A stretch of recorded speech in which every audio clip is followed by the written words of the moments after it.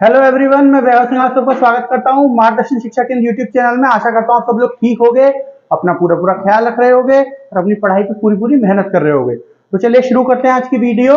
ये हमारी वीडियो होने वाली है आज के इतिहास की वीडियो। आज के इतिहास की वीडियो। आज डेट क्या है? डेट है आज, तारीख है आज 16 मार्च। तो 16 मार्च के आज के इतिहास की वीडियो पे हम यहाँ पे डिस्कस करने वाले हैं कि आज के दिन क्या क्या घटनाएं हुई थी। आज के दिन इतिहास में 16 मार्च को इतिहास में क्या क्या महत्वपूर्ण घटनाएं हुई थी हमारे देश के अंदर और विदेश में भी। ओके, तो हम ये जो है डिस्कस करेंगे इस वीडियो में। पहले हम देखते हैं हमारे देश के अंदर कौन कौन सी महत्वपूर्ण घटनाएं हुई थी आज के दिन। ठीक है, तो पहले सबसे हम कश्मीर के बारे में बात करने वाले हैं यहाँ पे। इसके बारे में, कश्मीर के बारे में। देखिए, कश्मीर तो न्यूज में रहता ही है ना। ये तो फॉरवर्ड टॉपिक है जो न्यूज में रहता ही है इंडिया में, समझ रहे हो आप। तो कश्मीर के बारे में तो कुछ भी न्यूज है उसको पकड़ लो, उसको बिल्कुल छोड़ना ही नहीं है ना। चलिए शुरू करते हैं। पहले हम देखते हैं ये कश्मीर की क्या न्यूज है। 16 मार्च 1846, 16 मार्च 1846 को क्या हुआ था? अमृतसर समझौता। अमृतसर समझौते के मुताबिक कश्मीर जम्मू राजा गुलाब सिंह के अधीन कर दिया गया। तो आज के दिन क्या हुआ था? 16 मार्च को 1846 में अमृतसर समझौते के तहत। अमृतसर समझौता किस किस के बीच में हुआ था, क्या था इस समझौते में, आपको सारा कुछ समझाऊंगा। ठीक है, इसके मुताबिक ये जो अमृतसर आपका समझौता था, इसके मुताबिक जो कश्मीर था वो जो उस समय पे जम्मू के राजा थे, है ना। वैसे हम एक साथ पढ़ते हैं सब कुछ, इन दोनों को जम्मू एंड कश्मीर, वैसे ये दोनों हैं अलग अलग जगह। ठीक है, तो उस समय के जो जम्मू के राजा थे, कौन थे उस समय के जम्मू के राजा? गुलाब सिंह। इनके नाम, इनके अधीन मतलब इनके अंडर, इनका जो राजपाट था उसके अंडर, ठीक है, आ गया था क्या? कश्मीर कर दिया गया था आज के दिन। किसने किया ये भी आपको बताऊंगा। तो चलिए शुरू करते हैं। मैंने आपको महाराजा रणजीत सिंह के बारे में कई बार बता चुका हूं, मैं 2-3 बार बता चुका हूं महाराजा रणजीत सिंह के बारे में, सिख एम्पायर के बारे में। ठीक है, जो सिख साम्राज्य था उसके बारे में कई बार बता चुका हूं। तो आज मैं आपको सारा कुछ नहीं समझाऊंगा कि कैसे कैसे सिख साम्राज्य शुरू हुआ और कैसे कैसे पूरी बात, ठीक है, कैसे कैसे फिर वो खत्म हुआ, ये नहीं समझाऊंगा। मैं आपको आज समझाऊंगा जो अमृतसर का ये जो हुआ था समझौता, पहला वाला। ठीक है, पहला 2 समझौते हुए थे अमृतसर के, ये है दूसरा जो 1846 1846 में हुआ था। पहला हुआ था 1809 में। पहला जो समझौता हुआ था अमृतसर का वो हुआ था 1809 में। इंग्लिश में बोलते हैं ट्रीटी ऑफ अमृतसर, हिंदी में क्या बोलते हैं? अमृतसर का समझौता। तो पहला देखो, जो ट्रीटी ऑफ अमृतसर पहला, फर्स्ट वाले की बात कर रहे हैं, जो कब हुई थी? 1809 में। अब ये किस किस के बीच में हुई थी? देखिए, इस समय पे 1809 में सिख साम्राज्य जो है स्टार्ट कब हुआ था? शुरू हुआ था 1799 में सिख साम्राज्य। ठीक है, राजा कौन थे? किसने स्थापना करी थी सिख साम्राज्य की? महाराजा रणजीत सिंह ने। तो इस समय पे भी महाराजा रणजीत सिंह ही है यहाँ के राजा। तो महाराजा रणजीत सिंह की जो पावर है वो बहुत ज्यादा बढ़ती चली जा रही थी। ठीक है, एक तरफ महाराजा रणजीत सिंह थे और दूसरी तरफ कौन थे? दूसरी तरफ थे अंग्रेज। तो अंग्रेजों को पता था कि सिख एम्पायर इस समय में बहुत मजबूत है, तो इनका एरिया हम कब्जा नहीं सकते, है ना। और ये घबराए हुए भी थे बहुत ज्यादा। क्यों घबराए हुए थे? बहुत 2-3 चीजें थी जिनकी वजह से घबराए हुए थे। एक तो सिख साम्राज्य बहुत ऊपर चल रहा था, दूसरा ऊपर से रशियन साम्राज्य जो था, जो आपका रशियन एम्पायर था, जो रशिया आज के समय पे देश है, तो उसका जो उस समय का एम्पायर था वो भी धीरे धीरे नीचे की तरफ बढ़ रहा था। तो उनको ये भी दिक्कत थी अंग्रेजों को कि कहीं ये हमारे ऊपर अटैक ना कर दे कल को रशिया वाले, समझ रहे हो। और जो सिख साम्राज्य है कहीं वो रशिया की मदद ना कर दे, इसलिए, है ना। तो ये 2-3 परेशानी थी जिनकी वजह से बहुत ज्यादा परेशान था उस समय पे ब्रिटिश साम्राज्य, अंग्रेजों का साम्राज्य। तो 1909 में ब्रिटिश साम्राज्य ने क्या करी? एक संधि साइन कर ली। ठीक है, एक समझौता कर लिया जिसको बोलते हैं ट्रीटी ऑफ अमृतसर। पहली वाली मैं इसलिए बोल रहा हूं क्योंकि 2 हुई थी, वरना इसका नाम ट्रीटी ऑफ अमृतसर 809 था। ठीक है, 1809, सॉरी 809 नहीं, 1809 में हुई थी शायद, इसलिए 1809। ठीक है, इसके अंदर क्या बात हुई इनके बीच में? देखिए, इनके बीच में पहले तो एक बाउंड्री डिसाइड हुई कि जो आपका सिख साम्राज्य है वो कहां से कहां तक होगा, ठीक है, और जो आपका अंग्रेजों का साम्राज्य है वो कहां से कहां तक होगा, मतलब दोनों के बीच में बाउंड्री क्या होगी, क्योंकि दोनों के बॉर्डर आपस में मिले हुए थे। तो सतलुज नदी, पहला जो पॉइंट था, सतलुज जो रिवर है, जो सतलुज नदी है, उसको क्या बनाया गया? दोनों के बीच की बाउंड्री बनाया गया। ठीक है, सतलुज नदी से एक तरफ सिख साम्राज्य होगा, दूसरी तरफ कौन होगा? अंग्रेजों का साम्राज्य होगा। ठीक है, फिर दूसरी शर्त क्या थी इसके अंदर? दूसरी शर्त थी आपकी कि जब कभी भी रशियन एम्पायर, जो रशिया का साम्राज्य था, वो नीचे अटैक करना चाहेगा, है ना, अंग्रेजों के साम्राज्य के ऊपर, तो सिख जो एम्पायर जो है वो, सिख साम्राज्य जो है कभी भी मदद नहीं करेगा रशिया के साम्राज्य की। दूसरी शर्त ये थी। तीसरी शर्त क्या थी कि देखो, जैसे डर किसको था, जैसे अंग्रेजों को डर था रशिया एम्पायर का, उसी तरह जो सिख एम्पायर था उसकी किससे लड़ाई चल रही थी, उसकी लड़ाई चल रही थी आपकी अफगानिस्तान वाले एम्पायर से, ठीक है, जो अफगानिस्तान में उस समय पे दुर्रानी एम्पायर था उससे। तो जैसे अंग्रेजों ने बोला कि आप रशियन एम्पायर की मदद नहीं करोगे, ऐसे ही सिख साम्राज्य ने बोला कि अंग्रेज कभी भी अफगानियों की मदद नहीं करेंगे इसके खिलाफ, सिख साम्राज्य के खिलाफ। तीसरी ये शर्त, ठीक है, ये साइन हो गया, ये जो था ये इस पर हस्ताक्षर हो गया, ये साइन हो गया, ठीक है, और ये बन गया, मतलब चल गई, डील शुरू हो गई, कौन सी, ट्रीटी ऑफ अमृतसर, है ना, अमृतसर का समझौता शुरू हो गया। उसी के बाद 809 में एक और चीज हुई, क्या चीज हुई कि 809 में जो सिख साम्राज्य था, मैंने बताया बहुत तेजी से बढ़ रहा था, बहुत तेजी से ताकतवर हो रहा था, और जब ताकतवर होता है कोई साम्राज्य तो क्या करता है, आसपास के एरिया को कब्जा करना शुरू कर देता है। तो 1809 में सबसे पहले हिमाचल प्रदेश, जो हिमाचल प्रदेश वाला एरिया है वो कब्जाया किसने, सिख साम्राज्य ने कब्जाया। फिर उसके बाद धीरे धीरे सब कुछ चलता रहा, फिर आ जाइए 1819 में, ठीक है, बीच में भी कई साम्राज्य वो किए थे, मतलब कब्जा किया था, लेकिन वो हमारे लिए इतने रेलिवेंट नहीं है, हमारे लिए है 1809 वाला, फिर उसके बाद सीधा 1819 वाला।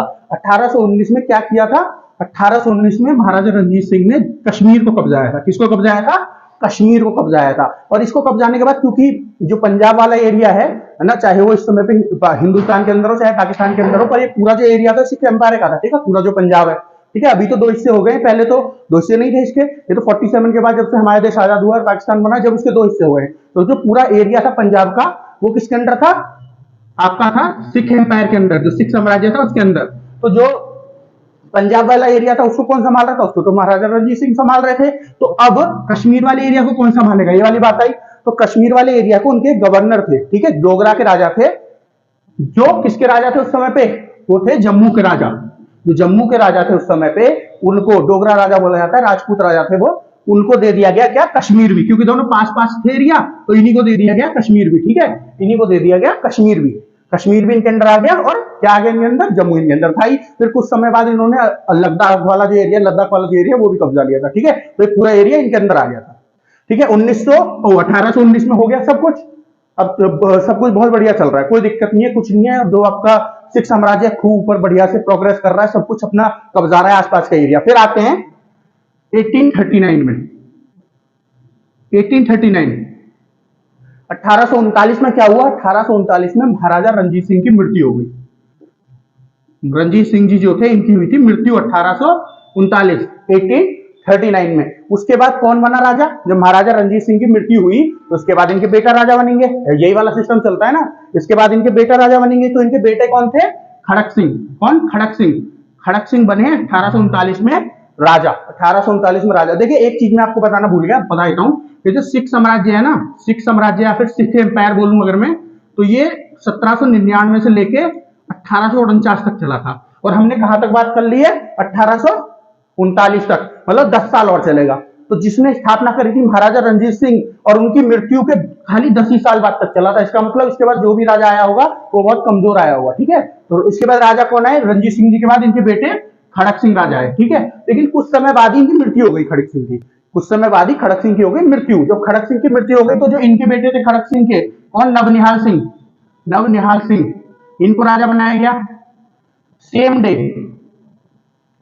सेम डे, उसी के उसी दिन क्या हुआ, इनकी भी मृत्यु हो गई। किसकी मृत्यु हो गई, उसी के उसी दिन मृत्यु हो गई नवनिहाल सिंह की जी, नवनिहाल सिंह जी जो थे इनकी भी। कैसे, जब ये इनके पिताजी जो थे खड़क सिंह, इनको क्या बोलते हैं वो, जो भी श्रद्धांजलि थे उसको देके वापस आ रहे थे, तो रास्ते में इनकी एक एक्सीडेंट हुआ और इनकी इसमें मृत्यु हो गई, तो ये भी खत्म हो गए, ठीक है। एक ही दिन में दोनों राजा खत्म हो गए जो बनने थे, है ना। इनके ये खत्म हो गए, खड़क सिंह की भी मृत्यु हो गई, और इनके बेटे जो थे वो भी उनकी भी मृत्यु हो गई। तो उसके बाद क्या हुआ, उसके बाद हुआ क्या कि जो खड़क सिंह की वाइफ थी चांद कौर, कौन, चांद कौर खड़क सिंह की वाइफ जो थी, उन्होंने क्या बोला कि अब मैं यहाँ की रानी हूँ, अब मैं यहाँ की रानी हूँ। और जो नवनिहाल मेरा बेटा था, इनकी उम्र ज्यादा नहीं थी, 18-19 साल के आसपास थी, इसकी जो वाइफ है, नवनिहाल की जो वाइफ है वो प्रेग्नेंट है, जब उसके लड़का होगा वो राजा बन जाएगा, जब तक के लिए मैं क्वीन हूँ, मतलब क्वीन मतलब रानी हूँ यहाँ की, ठीक है, जब तक मैं संभालूंगी सिख साम्राज्य को, ठीक है। लेकिन ये एक और जो बेटे थे किसके, महाराजा रणजीत सिंह के, शेर सिंह, एक और बेटे थे महाराजा रणजीत सिंह के, उनको ये बात पसंद नहीं आई, ठीक है, उनको ये बात पसंद नहीं आई। जब इनको ये बात पसंद नहीं आई तो इन्होंने क्या किया, जब उनको ये बात पसंद नहीं आई तो इन्होंने अटैक कर दिया किसके ऊपर, जो सिख साम्राज्य पे इस समय पे चांद कौर, जो चांद कौर जी बैठी हुई थी इनके ऊपर अटैक कर दिया। फिर उसके बाद क्या हुआ, चांद कौर जी को हटना पड़ा राजगद्दी से और शेर सिंह बन गए राजा। ठीक है, शेर सिंह बन गए राजा, समझ गए। अब जब शेर सिंह राजा बन गए, ठीक है, कुछ समय तक ये भी चले, है ना, इनका भी ठीक ठाक चला कुछ समय तक। कुछ समय तक जब इनका ठीक ठाक चला, फिर इनकी भी मृत्यु हो गई थोड़े समय बाद। थोड़े समय बाद इनकी भी मृत्यु हो गई। तो इनकी मृत्यु कब हुई है, इनकी मृत्यु कब हुई, जो आपके शेर सिंह जी हैं, इनकी मृत्यु कब हुई, इनकी मृत्यु हुई 1843 में। कब? 1843 में इनकी मृत्यु हुई। 1843 में जब शेर सिंह की मृत्यु हो गई, तो उसके बाद एक और बेटे बचे थे खाली, जो सबसे छोटे बेटे थे किसके, रणजीत सिंह जी के। अभी उनकी उम्र ज्यादा उम्र नहीं थी उनकी, ठीक है, तो वो दिलीप सिंह, दिलीप सिंह उनकी उम्र 6-7 साल के आसपास थी। दिलीप सिंह इनको राजा बना देगा, ठीक है। तो 6-7 साल का बच्चा क्या ही जानता है, 6-7 साल का बच्चा क्या ही जानता है।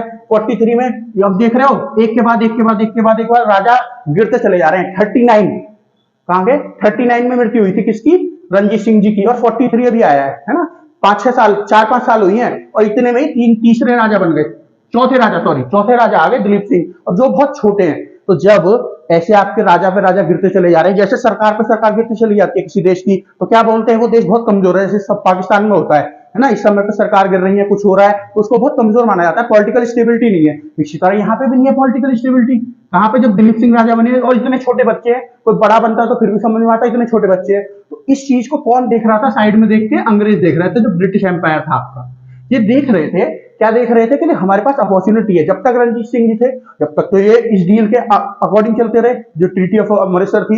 लेकिन अब क्या था, एक के बाद एक के बाद राजा मर रहे हैं, है ना, एक के बाद एक बार राजा मर रहे हैं, और इतना छोटा बच्चा अब राजा बनाया यहाँ का, तो हम जो है कब्जा सकते हैं सिख एम्पायर को। ये किसने सोचा, ये सोचा ब्रिटिश एम्पायर ने। लेकिन इन्होंने डायरेक्टली हमला नहीं किया, इन्होंने क्या किया, जो आसपास का एरिया था, है ना, जैसे सिंध का एरिया हो गया, और जो आसपास के एरिया थे, और जो साम्राज्य थे, इन्होंने धीरे धीरे उनको कब्जाना शुरू कर दिया।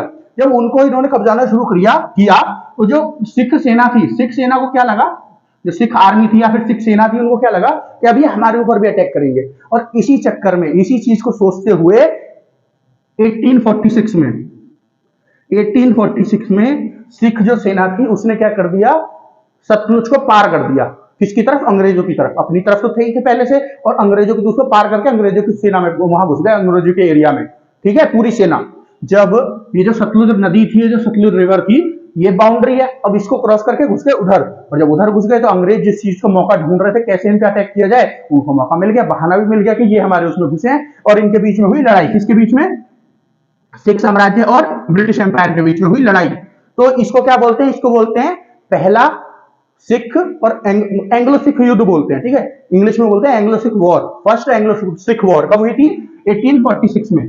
तो इसको कौन हारा, इसको हार गया सिख साम्राज्य, ठीक है, इसको सिख साम्राज्य हार गया। जब सिख साम्राज्य इसको हार गया ना, तो इसके बाद क्या बोला गया इनसे क्या बोला गया, देखिए उस समय पे अंग्रेज इतने ताकतवर नहीं थे कि पूरे के पूरे सिख साम्राज्य को संभाल सके, ठीक है, क्योंकि जब आप किसी सेना को हरा के उस पर कब्जा कर दे, तो और भी तो छोटे छोटे लोग खड़े हो जाते हैं कि हम इनसे अलग हो जाएं, या फिर अंग्रेजों को भगाएं, या कुछ भी करें, खड़े हो जाते हैं, है ना। तो इतने ताकतवर उस समय पे अंग्रेज थे नहीं, भले इन्होंने सिख सेना को हरा दिया था, लेकिन इतने ताकतवर नहीं थे। तो इन्होंने क्या किया, सिख साम्राज्य पे वो नहीं किया, क्या मतलब कब्जा नहीं किया, लेकिन अपना एक एम्बेसडर, अपना एक राजदूत बिठा दिया, जो सिख साम्राज्य की कोर्ट थी, जो इनका मेन वो होता है ना, जो आपका यहाँ पे राजा बैठा करते हैं, वहां पे किसको बिठा दिया, अपना एक एम्बेसडर बिठा दिया। पहली शर्त, इसको बोलते हैं treaty of Lahore, treaty of Lahore बोलते हैं, जो 1846 में साइन हुई थी, ठीक है, या फिर लाहौर की संधि, क्योंकि जो सिख साम्राज्य था उसकी राजधानी क्या थी, उसकी राजधानी थी लाहौर, ठीक है, उसकी राजधानी थी लाहौर। ये कब साइन हुई थी, ये साइन हुई थी फरवरी 1846 या फिर 1846 में, समझ रहे हो। अभी हम धीरे धीरे यहां तक आ गए, मार्च 1846 तक आने वाले हैं, मार्च 1846 तक आने वाले हैं, अभी हम फरवरी 1846 पे हैं। तो यहाँ पे क्या साइन हुई, ट्रीटी ऑफ लाहौर। तो पहली शर्त क्या थी इसकी, कि एक ब्रिटिश एम्बेसडर, एक ब्रिटिश राजपूत कहां बैठेगा, राजपूत नहीं सॉरी राजदूत, राजपूत नहीं राजदूत बैठेगा, जो सिख साम्राज्य की कोर्ट होगी वहां पे, ठीक है।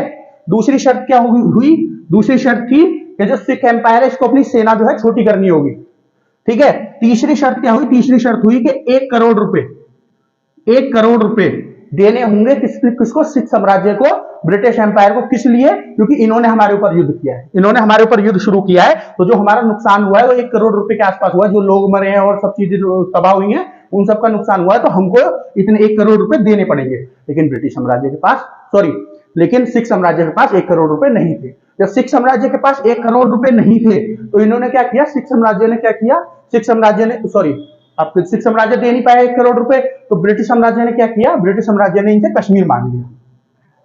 कश्मीर मांग लिया। जब कश्मीर इनके पास देने की बात हो रही थी, बात चल रही थी, इतने में ही जो गुलाब सिंह थे, जो इस समय पे जम्मू के तो राजा थे, है ना, जम्मू के तो राजा थे, क्योंकि इन्होंने कभी कश्मीर को जीता तो था नहीं, बस ये वहां पर राज कर रहे थे। क्यों? क्योंकि इनको वहां पर राजा बना दिया गया था, क्योंकि गवर्नर थे जो रणजीत सिंह जी थे उनके। तो इन्होंने एक अपॉर्चुनिटी देखी, इन्होंने एक मौका देखा, क्यों ना मैं ये जो पैसे हैं मैं देके और ये जो कश्मीर है इसको कब्जा लूं, है ना, कब्जा लूं का मतलब इसको अपने अंदर ले लूं, ठीक है।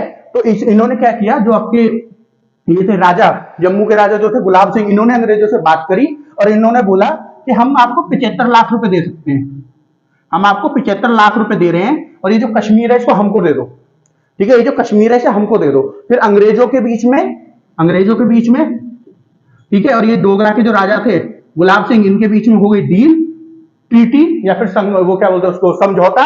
उस समझौते को क्या बोलते हैं, उस समझौते को बोलते हैं अमृतसर समझौता।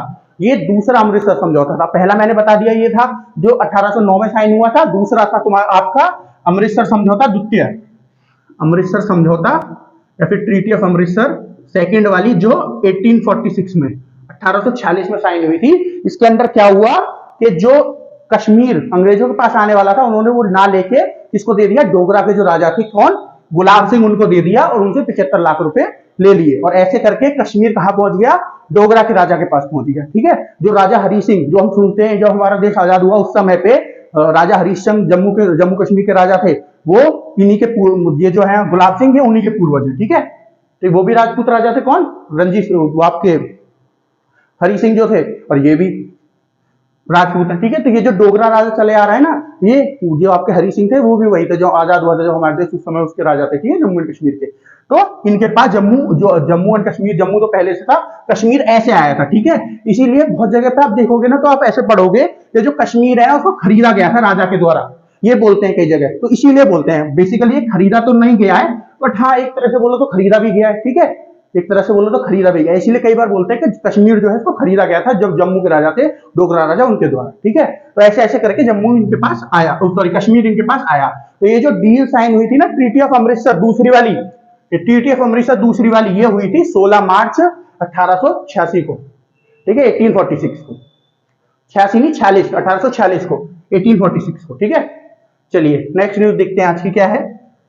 16 मार्च 1693, 16 मार्च 1693 को क्या हुआ था, इंदौर के होलकर वंश का प्रवर्तक मल्हार राव होलकर का जन्म। तो आज के दिन क्या हुआ था, मल्हार राव होलकर का जन्म हुआ था। मल्हार राव होलकर कौन थे, देखिए ये बहुत बड़े कमांडर और गवर्नर रहे, किसके, मराठा एम्पायर के, जो मराठा साम्राज्य था आपका, मराठा एम्पायर है, मराठा साम्राज्य जो आप बोलना चाहो, उसके बहुत बड़े कौन रहे, उसके बहुत बड़े गवर्नर रहे, ठीक है। ये जो होलकर जी हैं, ठीक है, ये जो है आपके मल्हार राव होलकर जी, ये वहां पे बहुत बड़े क्या रहे, गवर्नर रहे उनके, ठीक है। और इन्होंने जो उनकी सेना है उसको भी कमांड किया, उनकी जो सेना है उसको भी कमांड किया, मतलब उसके भी कमांडर रहे। इनके अगर जीवन की बात करूं तो जन्म तो आपको पता ही चल गया, कब, 16 मार्च 1693, ये तो इनका जन्म हुआ था जब की बात हो गई, ये तो हमको पता ही चल गया। इनकी मृत्यु कब हुई थी, इनकी मृत्यु हुई थी 20 मई 1746 को, 46 नहीं 66, बार बार 46 निकल रहा है मुंह से, 66, 1766 को इनकी मृत्यु हुई थी। ये गवर्नर है, इन्होंने जो आपकी मराठा साम्राज्य है ना, उसकी जो सेना है उसको बहुत बार क्या किया, उसके कमांडर रहे। दो लड़ाई ऐसी हैं, बहुत बड़ी लड़ाई, जिनमें इन्होंने कमांड किया सेना को। कौन कौन सी, एक तो जो दिल्ली से लड़ाई हुई थी, ठीक है, एक तो जो दिल्ली से लड़ाई हुई थी, ठीक है, कब, 1737 में। और दूसरी जो सबसे बड़ा युद्ध हुआ था, कौन सा, तीसरा पानीपत का युद्ध, कब हुआ था, 1761 में, जिसको कौन हार गया था, जिसको मराठा साम्राज्य हार गया था। ये वाला जो युद्ध है इसके भी कमांडर यही थे, ठीक है। ये वाला जीत गए थे दिल्ली वाला, और ये वाला हार गए थे, समझ गए आप, ये वाला हार गए थे। तो ये दोनों में ही कमांड किसने किया था, ये किया था आपका मल्हार राव होलकर जी ने, ठीक है। ये उस समय पे, ये जब की बात चल रही है, जब ये जो मराठा साम्राज्य था इसको संभाल कौन रहा था, उस समय पे छत्रपति जी नहीं संभाल रहे थे, उस समय पे कौन संभाल रहे थे, उस समय पे संभाल रहे थे। आपके भोसले परिवार नहीं संभाल रहा था। भोसले परिवार कौन थे? जो आपके छत्रपति शिवाजी हैं, उसके बाद शाहजी हैं और ये सब जो है, ठीक है। हालांकि ये आए जो थे वो शाहजी प्रथम जो है उनके समय पे ही आए थे। ये आए जो थे मराठा साम्राज्य में, ये आए थे शाहजी के उसमें, शाहजी जो थे उनके टाइम पे आए थे। कौन? शाहजी कौन थे? पोते थे किसके? छत्रपति शिवाजी महाराज के पोते थे शाहजी प्रथम। तो जो छत्रपति शाहजी थे उनके उसमें ही आए थे ये राज में। लेकिन इन्होंने जो गवर्नर की पोस्ट संभाली वो किस समय पर संभाली? जब पेशवा राज करते थे, जब मराठा साम्राज्य पर पेशवा राज करते थे, ठीक है। जब पेशवा राज किया करते थे, जब राजा ये थे, देखिए नाम के राजा तो जब भी छत्रपति थे, ठीक है। जो भी छत्रपति होता था वो नाम का राजा हुआ करता था, लेकिन संभालता सब कुछ कौन थे? पेशवा संभाला करते थे। जैसे सबसे पहले बालाजी है ना, विश्वनाथ बालाजी पेशवा ये थे। फिर उसके बाद आपने सुना होगा बाजीराव प्रथम, बाजीराव द्वितीय, ये सब जो है ये पेशवा थे, ठीक है। उसके बाद ये समाज जो बाजीराव प्रथम है उन्होंने डील साइन करी थी किसके साथ? जो उस समय पे छत्रपति जी थे, ठीक है, उनके साथ डील साइन करी थी कि अब सब कुछ हम संभालेंगे, आप जो है राजा रहो, ठीक है। आप जो है नाम के राजा तो नहीं, पर आप जो है राजा रहो, ठीक है। क्योंकि उस समय पर उनकी इतनी पावर नहीं रही थी और ये बहुत ज्यादा पावरफुल हो गए थे, ठीक है, पेशवा। इस वजह से ये संभालने लगे थे। तो इन्हीं के अंडर ये जो थे मल्हर राव होलकर जो थे, इन्हीं के अंदर गवर्नर बने थे और इन्हीं के अंदर ये क्या करते थे? जो सेना थी उसको कमांड करते थे। चलिए नेक्स्ट न्यूज देखते हैं। आज की नेक्स्ट न्यूज क्या है? 16 मार्च 1995 को क्या हुआ था? राष्ट्रीय पल्स पोलियो टीकाकरण अभियान की शुरुआत हुई। तो जो हमारे देश का नेशनल पल्स पोलियो टीकाकरण, ठीक है, या वैक्सीनेशन है ना, या इम्यूनाइजेशन, इसकी शुरुआत हुई थी, इस अभियान की शुरुआत हुई थी भारत के अंदर, ठीक है। अभी समझ रहे हो आप ये कौन सा अभियान था? जो छोटे बच्चे होते थे ना, 5 साल तक के बच्चे होते थे, उनको टीकाकरण नहीं हुआ करता था, पोलियो का टीकाकरण जो हुआ करता था, वो वाला जो अभियान था। अब भी छोटे हो गए, आपके घर में कोई छोटा बच्चा हो, आप अपना तो याद नहीं होगा खैर किसी को भी, लेकिन जो छोटे बच्चे आपके परिवार में आपके बाद आए होंगे उनका टीकाकरण कराने आप गए होंगे, ठीक है। तो जो टीकाकरण होता था, अभी भी होता है टीकाकरण, तो वो जो है पोलियो टीकाकरण जो है ये इसी अभियान के अंतर्गत होता है, ठीक है। ये 1995 में 16 मार्च 1995 में 1995 में ये टीकाकरण शुरू हुआ था। क्यों? क्योंकि पोलियो की बीमारी को जड़ से मिटाने के लिए, है ना। पहले ही इम्यूनाइजेशन कर दो। जैसे कोरोना आया था, हमने क्या करा? इंजेक्शन लगवाई, वैक्सीन लगवाई। उस वैक्सीन से क्या हुआ? हमारे जो कोरोना हो सकता था उसकी पॉसिबिलिटी गिर गई, बहुत ज्यादा कम हो गई, ठीक है। समझ लो, खत्म तो नहीं होती लेकिन बहुत ज्यादा कम हो जाती है। उसी तरह ये जो पोलियो की वैक्सीन होती है, जो इस अभियान के अंतर्गत लगती थी, ये क्या करती थी? पोलियो होने की, बच्चे को जो बड़ा हो जाए या किसी भी उम्र में पोलियो होने की जो पॉसिबिलिटी है उसको एकदम से गिरा देती है, ठीक है। इसी के अंतर्गत 2014 में, इसी के अंतर्गत 2014 में भारत को जो है पोलियो फ्री भी घोषित कर दिया गया। क्या कर दिया गया? Polio free. अब जो है भारत के अंदर कोई पोलियो का केस नहीं मिलता है, ठीक है। पहले हम लोग कर देते हैं, क्या कर देते हैं? टीकाकरण कर देते हैं जब बच्चा छोटा सा होता है। इसका मतलब जब बड़ा होगा तो कभी उसको पोलियो होगा नहीं, समझ गए। तो इसका मतलब भारत में 2014 से पहले केस थे, लेकिन 2014 को भारत को पोलियो फ्री कर दिया गया था। उसके बाद भारत में अब कोई केस पोलियो का नहीं है, क्योंकि 1995 के बाद जो भी बच्चे बड़े हुए हैं उन सबको टीकाकरण हुआ है, जिसकी वजह से उनको क्या हुआ? पोलियो कभी नहीं हुआ, ठीक है। ना हुआ है ना आगे होगा, और अभी भी कंटिन्यू टीकाकरण चल रहा है। तो जब छोटा होता है बच्चा, जब ये जो पोलियो होने की जो आशंका होती है उसको खत्म कर देते हैं, तो वो आशंका खत्म हो जाती है, तो फिर ऊपर जाके होगा ही नहीं पोलियो जब बड़ा हो जाएगा। तो ये इस अभियान के अंतर्गत हुआ था। और 16 मार्च को एक दिन के रूप में भी सेलिब्रेट करते हैं, वो इसी के ऊपर करते हैं। क्या दिन है वो? National immunisation day. National immunisation day English में बोलते हैं, हिंदी में राष्ट्रीय टीकाकरण दिवस। वो इसका जो टीका शुरू हुआ था, हालांकि ये जो अभियान था इसमें टीकाकरण नहीं हुआ करता था। इसमें क्या हुआ करता था? इसमें वो 2 बूंद पोलियो की पिलाई जाती थी। वो याद है आपको टैगलाइन, 2 बूंद जिंदगी की? वो जो टैगलाइन थी ना, 2 बूंद जिंदगी की, वो ये जो आपका पल्स पोलियो, राष्ट्रीय पल्स पोलियो जो अभियान था, टीकाकरण अभियान, इसी की थी वो, ठीक है। वो इसी की थी, जो टैगलाइन थी 2 बूंद जिंदगी की, वो इसके अंदर पिलाई जाती थी, ठीक है। वो इसी अभियान के अंतर्गत पिलाई जाती थी, ठीक है। चलिए आगे देखते हैं। नेक्स्ट न्यूज क्या है हमारी? 16 मार्च 2012 को क्या हुआ था? 16 मार्च 2012 को सचिन तेंदुलकर अंतरराष्ट्रीय क्रिकेट में 100 शतक बनाने वाले पहले खिलाड़ी बने। तो 100 शतक बनाने वाले पहले खिलाड़ी कौन बने? Sachin Tendulkar, the god of cricket. हाँ, the god of cricket, cricket के भगवान सचिन तेंदुलकर कौन बने? आज के दिन 16 मार्च 2012 को इन्होंने अपना 100वां शतक लगाया था। 100वां शतक का मतलब क्या है? जितने भी फॉर्मेट खेलते हैं, ठीक है, फॉर्मेट मतलब जो क्रिकेट के अलग अलग फॉर्मेट होते हैं, कौन कौन से होते हैं? T20 20-20 ओवर वाला, ODI 50 ओवर वाला, और टेस्ट क्रिकेट 5 दिन वाला। इन तीनों में मिला के इन तीनों में जितनी भी 100 मारी हो, सबको मिला के इन्होंने टोटल 100 शतक पूरे कर लिए थे अपने। हालांकि T20 में इन्होंने 20-20 ओवर वाले में इन्होंने कभी शतक नहीं मारा, लेकिन बाकी जो 2 हैं उन दोनों को मिला के इन्होंने 100 शतक कर लिए थे, ठीक है। कौन कितने कितने मारे टेस्ट क्रिकेट में, इन्होंने कितने शतक मारे 51, और ओडीआई मतलब वनडे 50-50 ओवर वाले में कितने मारे, उसमें मारे 49। तो इन्होंने टोटल 100 शतक मार दिए थे, ठीक है।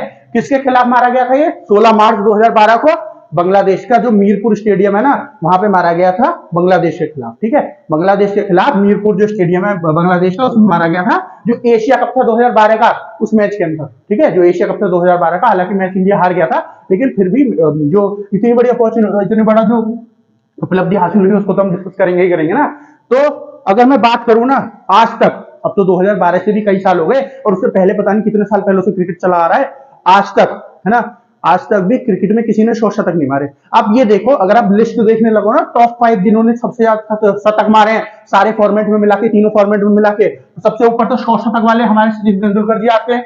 दूसरे नंबर पे कौन आता है, दूसरे नंबर पे विराट कोहली आते हैं, ठीक है, जिन्होंने अपना 75 शतक अभी अभी मारा है। कब मारा था 75 शतक, अब शतक ये जो चौथा टेस्ट मैच हुआ था ऑस्ट्रेलिया के खिलाफ, उसमें मारा था 75 वाला शतक। दूसरे नंबर पे वो आते हैं, तो अभी तो ये भी 25 पीछे हैं। सबसे पहले सचिन तेंदुलकर 100 शतक के साथ, दूसरे नंबर पे विराट कोहली 75 शतक के साथ, उसके साथ तीसरे नंबर पे कौन आते हैं, पॉन्टिंग, रिकी पॉन्टिंग, जिनके कितने 71 शतक हैं। उसके बाद आते हैं रिकी पॉन्टिंग, जिनके कितने 71 शतक हैं। उसके बाद कौन आते हैं, उसके बाद आते हैं आपके संगकारा, उसके बाद आते हैं संगकारा।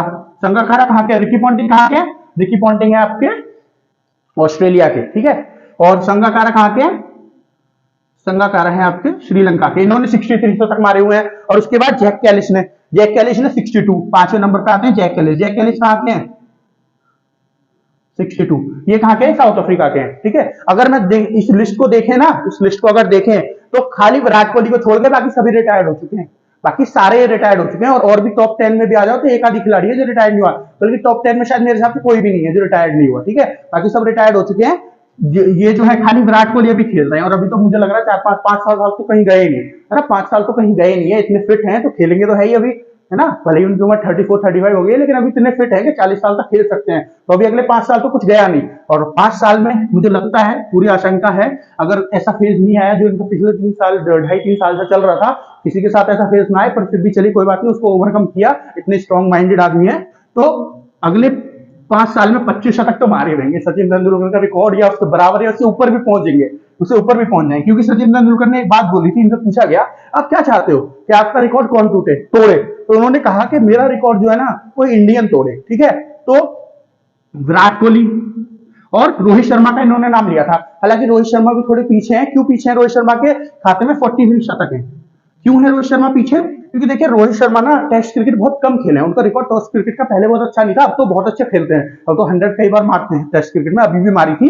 ये जो पहला मैच हुआ था बॉर्डर गावस्कर ट्रॉफी का ऑस्ट्रेलिया के साथ, जिसके लास्ट मैच में विराट कोहली ने 100 मारी थी, उसके फर्स्ट मैच में रोहित शर्मा ने भी 100 मारी थी। तो अब तो काफी 100 मारते हैं रोहित शर्मा टेस्ट क्रिकेट में, लेकिन ये टेस्ट क्रिकेट में कभी लगातार नहीं खेले, इसकी वजह से उसमें 100 बहुत कम रही है इनकी, टोटल 9 ही 100 रही है उसमें रोहित शर्मा की, ठीक है, टोटल 9 ही 100 रही है। इसी वजह से क्या है ये थोड़े पीछे हो गए हैं, लेकिन विराट कोहली इनसे पूरी आशा है कि तोड़ेंगे इस रिकॉर्ड को, हाँ, और इंडियन ही होंगे। चलिए, तो ये वाली न्यूज कवर हो गई। अब देखते हैं नेक्स्ट, अब देखेंगे विदेश की महत्वपूर्ण घटनाएं। विदेश की आज के दिन कौन सी महत्वपूर्ण घटनाएं हुई थी, कौन सी घटना हुई थी, एक ही घटना है तो घटनाएं छोड़ के घटना बोलते हैं, घटना हुई थी, कौन सी महत्वपूर्ण घटना हुई थी आज के दिन, कहां, विदेश में। तो 2014, देखिए ये जो न्यूज है ना, ये न्यूज लिंक होने वाली है, 2014 की न्यूज है। 16 फरवरी 2014 को क्या हुआ था बताऊंगा मैं आपको। ये जो न्यूज है ये रशिया यूक्रेन की वॉर से रिलेटेड है, और ये हम ये इसीलिए मैंने यहाँ पे रखी है क्योंकि पिछले 1 साल से रशिया यूक्रेन की वॉर चल रही है। 24 फरवरी 2022 को शुरू हुई थी और 24 फरवरी 2023 निकल गया, 1 साल से भी ऊपर हो गया है। अब 24 फरवरी आने वाला है, कब का, मार्च का आने वाला है, 1 महीना और ऊपर हो गया 1 साल के बाद, और ये लड़ाई अभी भी चल रही है, 1 साल से भी ऊपर हो गया। तो ये लड़ाई इतनी लंबी चल रही है, मैं करंट अफेयर की क्लास लेता हूं, उसमें एक ना एक न्यूज 2-3 दिन में आई जाती है जो रशिया यूक्रेन वॉर से रिलेटेड होती है, तो बहुत इंपॉर्टेंट है, पूरी दुनिया को कुछ ना कुछ अफेक्ट कर रही है, भारत को खास करके बहुत ज्यादा अफेक्ट कर रही है। भारत उस तरफ जाए, भारत संभाल रहा है, अच्छे से लीड कैसे करे, ठीक है। तो ये न्यूज में रहती है ना, रशिया यूक्रेन वॉर, तो उसी से रिलेटेड, उसी से मिलती जुलती है न्यूज है, मतलब उसी चीज से मिलती हुई न्यूज है, तो इससे वैसे भी हमारे लिए बहुत इंपॉर्टेंट हो जाती है न्यूज, ठीक है। चलिए देखते हैं क्या हुआ था 16 मार्च 2014 को। यूक्रेन छोड़कर रूस में शामिल होने के पक्ष में क्रीमिया के लोगों ने मतदान किया। देखिए क्रीमिया, ये क्रीमिया ना एक जगह है जो यूक्रेन की हुआ करती थी, ठीक है, जो यूक्रेन की हुआ करती थी 2013 से पहले, दिसंबर 2013 से पहले ये यूक्रेन की हुआ करती थी। लेकिन दिसंबर 2013 में रशिया ने इसको कब्जा लिया, रशिया ने इस जगह को जो है कब्जा लिया दिसंबर 2013 में। जब रशिया ने जगह को कब्जा लिया तो अब ये इसके बाद क्या हुआ, ये जो है आपकी मार्च 2014 में इसकी वोटिंग हो रही है, लोगों से वोटिंग कराई जा रही है, क्या आप रशिया के साथ रहना चाहते हो या यूक्रेन के साथ रहना चाहते हो। तो वो वाली वोटिंग की यहाँ पे बात चल रही है, ठीक है, लोगों से वोटिंग कराई जा रही है किसके साथ रहना चाहते हो। उसके बाद लोगों ने रशिया के साथ रहने की वोटिंग करी, तो अभी रशिया के साथ ही है। हालांकि जब ये वोटिंग हो रही थी तो पूरी रशियन आर्मी ने पूरे एरिया को घेर रखा था, इन्हीं के हाथ में था सब कुछ, तो इन्होंने 97% के आसपास वोट जीती कि हमको रशिया के साथ रहना है। लोगों ने वोट किया कि हमको रशिया के साथ रहना। अब कैसे वोट हुई, क्या हुई, उसका कोई मतलब नहीं है इसमें, ठीक है, समझ गए आप। अच्छा, रशिया ने ये कब्जाया था, ये जो है यूक्रेन का जो हिस्सा है क्रीमिया, ये क्यों कब्जाया था रशिया ने। देखिए, रशिया ने ये इसलिए कब्जाया था क्योंकि उस समय पे भी यूक्रेन यही वाली बात कर रहा था जो इस समय कर रहा था, जिसकी वजह से रशिया ने यूक्रेन के ऊपर हमला किया। क्या, उसको नाटो के साथ जोड़ना था, ठीक है। उसको कौन चढ़ा रहा था, वेस्टर्न कंट्रीज उसको बहुत सारी चढ़ाई थी, यूरोप की, अमेरिका, यूएसए, हाँ अमेरिका यूएसए की चीजें ये दोनों चढ़ा रही थी उसको, ठीक है। क्यों, हमारे साथ जुड़ जाओ, रशिया के साथ, रशिया से दूर हटो, है ना, हमारे साथ जुड़ो, हम रशिया को मिलकर हराएंगे, ऐसे करके, क्योंकि थोड़ी सी दिक्कत थी इनके बीच में, रशिया और यूक्रेन के बीच में बहुत समस्या चल रही थी, ठीक है। तो इसी वजह से और यूक्रेन को लगा दिया हम तो नाटो के साथ जुड़ जाएंगे, फिर रशिया हमसे कुछ नहीं कह पाएगा। अब रशिया ने क्या किया, ऐसा कर दिया कि ना जुड़ पा रहे यूक्रेन के साथ, उसके साथ नाटो के साथ, और रशिया से पंगा ले लिया, रशिया से भी लड़ रहे हैं अलग से, है ना, रशिया से भी लड़ रहे हैं। तो जब उस समय पे जब इन्होंने बोला था यूक्रेन ने कि हमको नाटो के साथ जुड़ना है, तो रशिया ने कई बार मना किया, ये नहीं माने। तो रशिया ने इनका एक हिस्सा था, क्या था, एक जगह है कौन सी, यूक्रेन, ठीक है, ब्लैक सी, जो ब्लैक सी वाला एरिया है, जो यूक्रेन और रशिया, मतलब एक आपका सी है, एक समुद्र है आपका, कौन सा, ब्लैक सी, उसमें आता है ये वाला एरिया, ठीक है, कौन सा, उसमें आता है जो क्रीमिया का एरिया, वो वाला एरिया कब्जा लिया था आज रशिया ने। कब्जा तो दिसंबर 2013 में लिया था, है ना। लेकिन आज के दिन उसकी वोटिंग हुई थी, लोगों से वोटिंग कराई थी आप किसके साथ रहना चाहते हो, ठीक है। आपका जो कॉन्स्टिट्यूशन है जो 1992 में आया है, जो कॉन्स्टिट्यूशन है 1992 में आया, कॉन्स्टिट्यूशन मतलब संविधान जो 1992 में आया है, आप उसके साथ रहना चाहते हो या फिर रशिया के साथ जुड़ना चाहते हो। अब 1992 का कॉन्स्टिट्यूशन, ये संविधान क्यों, इसके बारे में क्यों बात हो रही है ना। देखिए, कॉन्स्टिट्यूशन ऑफ 1992 का जो संविधान था, उसका मतलब ही यूक्रेन है ना, कि यूक्रेन के साथ रहना चाहते हो कि नहीं। क्यों, क्योंकि देखिए 1991 से पहले क्या था, जो रशिया है, यूक्रेन है और आसपास की 13-14 कंट्री जो है, एक ही देश थे जिसको बोलते थे यूएसएसआर या फिर सोवियत संघ बोलते थे उसको, ठीक है, सोवियत यूनियन इंग्लिश में, सोवियत संघ हिंदी में, ठीक है, उसको बोलते थे। तो जब 1991 में ये सब टूट गए थे, 14-15 कंट्री में आपका यूएसएसआर जो है या फिर सोवियत संघ जो है आपका, ये टूट गया था 1991 में। तो यूक्रेन भी उसी से निकला है, ठीक है, और रशिया भी उसी से निकला है। रशिया हालांकि उसकी मेन कंट्री है जहां पे सारा कुछ होता था यूएसएसआर में, तो वही कंट्री जो निकल के आई है वो कौन बन गई है, रशिया बन गई है। तो 1992 में फिर यूक्रेन ने क्या किया, संविधान बनाया अपना। तो उसी संविधान की बात हो रही है कि आपको यूक्रेन का जो संविधान है जो 1992 में बना था, 1992 में बना था, वो आपको फॉलो करना है, आपको रशिया के साथ जुड़ना है, ठीक है। तो इसीलिए पूछा गया, इसीलिए इसमें ये वाला सवाल पूछा गया था। तो आज के लिए इतना ही, एक बार आप बोर्ड देख लीजिए पूरा, आशा करता हूं आपको सारा कुछ समझ में आ गया होगा। तो दोस्तों आशा करता हूं आपको सारा कुछ समझ में आ गया होगा। फिर भी अगर ऐसा कुछ है जो आपकी समझ में नहीं आया तो आपको क्या करना है, इस वीडियो को देखिए और वीडियो को देखते ही सीधे कमेंट सेक्शन में जाइए, आपको जो पॉइंट समझ में नहीं आया कमेंट में लिख के बता दीजिए, सर हमारी ये समझ में नहीं आया। तो जैसे ही ये कल वाले जो वीडियो में शूट करूंगा उससे पहले, मतलब वीडियो शूट करने में स्टार्टिंग किससे करूंगा, जो भी आपकी परेशानी होगी, जो भी 17 मार्च की वीडियो होगी आज के इतिहास की, उसमें मैं पहले आपकी परेशानी बताऊंगा, फिर जो उसकी न्यूज होगी 17 मार्च के इतिहास की, वो आपको लिए कवर करूंगा, ठीक है। तो आज के लिए इतना ही। हमारा जो चैनल है मार्गदर्शन शिक्षा केंद्र, इसको सब्सक्राइब करें, हमारी वीडियोस को लाइक करें, ज्यादा से ज्यादा शेयर करें और हमको पूरी तरह से सपोर्ट करें, ताकि हम आपके लिए ऐसी अच्छी अच्छी वीडियो लाते रहें। तो आज के लिए इतना ही, मिलते हैं आपसे कल, तब तक के लिए धन्यवाद।